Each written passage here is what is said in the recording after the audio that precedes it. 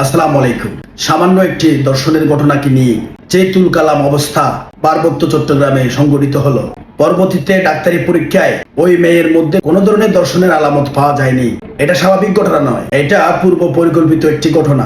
ভারত বাংলাদেশের পার্বত্য চট্টগ্রাম দখল করতে চায়, কিন্তু তারা ভুলে গেছে গৌড় সাম্রাজ্যের মোহাম্মদ গুরি 1200 শতকে এই ভূখণ্ডে আক্রমণ করেছিল। তার এই আক্রমণকে গৌড়ের সেন বংশরা পরাজিত করেছিল।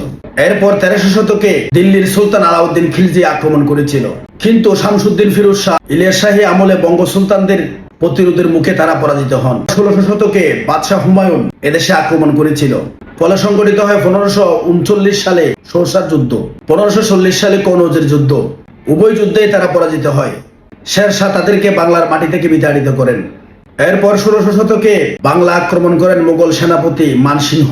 প্রবল বিক্রমে ইশাকা তাকে পরাজিত করেন। এরপর 1831 সালে ইংরেজ বাহিনী তিতুমিরের বাঁশের কেল্লা আক্রমণ করতে এসে প্রথমবার পরাজিত হন। এরপর 1971 সালে বাঙালিদের হাতে পরাজিত হয় পাকিস্তান বাহিনী।